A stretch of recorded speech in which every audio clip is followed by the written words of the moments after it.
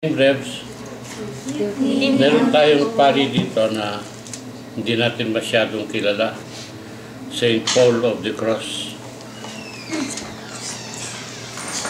Nakikita mo, we can either pray to him as a pastor, meaning as a parish Christian, caring for groups of people, or as a religious because he wanted very much to follow the way of perfection. If you want to be perfect, you carry your cross after me. Kaya nakikita natin sa biography niya, pinahihirapan niya ang kanyang katawan, offering that sacrifice and penance for sin.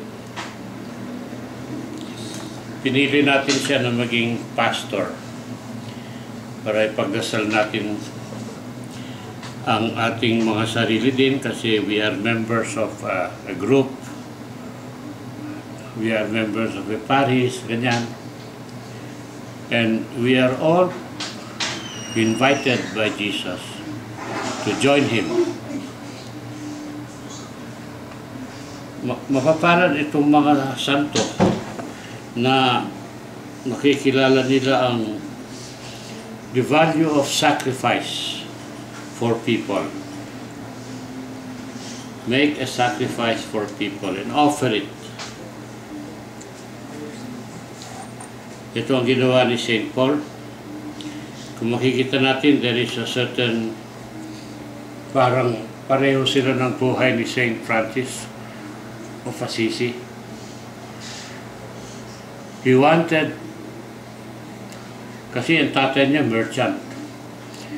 Ang mga merchant at that time, marami silang See, this was in 1694.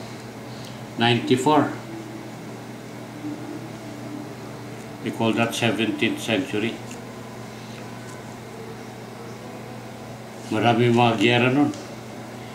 Giyera ng mga towns against one another, ganyan. Ganyan din sa panahon ni Saint Francis of Assisi. Kaya yung mga merchants, mayaman sila. Pag umuwi ang mga sundalo, marami silang tinatawag na booty, war booty, yung kinuha nila sa mga natalo ng mga kaaway. And then they would sell that in their stores. Ganon din si Saint Francis, ganon din ang tatay niya, merchant. Pero tinalikuran nila yun, a life of wealth. They wanted to follow the way of, yun, tinatawag nilang the road to perfection. It is not material things that make you happy. It is Jesus. Kaya pinatutuo nila yun sa kanilang buhay.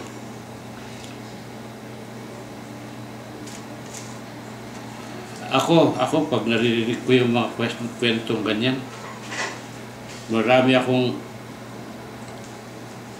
nabasa ng mga kwento ng mga santo, kasi paborito ko yan nung seminaryan ako. Binabasa ko ang buhay ng mga santo, kung ano ang pinagdaanan nila, ano ba ang hinahanap nila. Ako rin, I have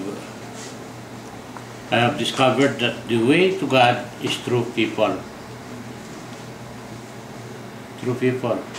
Hindi ko hilig yung nag-iisa, na yung contemplative na nag-iisa, tahimik. Ako, I like to be with people. I like to pray with people. I can also be silent with people pagka retreat. Masarap to discover God in a community silence. Kaya marami kaming ganyang exercises noon sa seminaryo. Kumakain kami, walang imikan. May nagbabasa doon, kumakain ka. Pagkatapos ka ng kumain, tahimik ka lang. Kung iibigin ng rector, he would ring a bell. Tang! Ibig sabihin, pwede kayo mag-usap. Kung hindi, silence until the end of the meal. And then, you go to chapel to pray for a short while, Thanksgiving, bago recreation. Ako yan nakita kong daan ko para sa Jesus. True people. Makiisa sa mga tao. All kinds of people. Kaya, kung buhay misyonero, ganyan. Treat everybody as a new family. Napakaganda itong dinaanan kong landas na ito. Marami na ako nakilalang tao. Marami akong hinahangaan sa buhay ko. Mga example, mga tao nakikita ko. And it helps me to also try to be. Itong sinabi nilang, he was zealous. Ito si St. Paul of the Cross. He was a zealous priest. Ibig sabihin, his heart was aflame. Masipag para sa mga bagay-bagay na nauukol sa Panginoon Diyos. Para din kayo. Sipag-sipag nyo. Nakikita ko sila Chachi. Nung pa. Ngayon nakikilala kayo. Marami. More and more. Beautiful. To be zealous. Walang kapaguran na makisama sa mga ka-groupmates, sa mga ibang tao, lalong-lalo na to follow what Jesus is asking us. This is a good preparation for Sunday kasi Mission Sunday itong darating linggo. And we are all called to mission. Mission, what is that? Go to the whole world. Ipakilala mo ako sa lahat ng mga tao, sabi ni Jesus. So, God bless you, Brevs. God be with you and give you joy and zeal for the house of the Lord. Amen. Amen.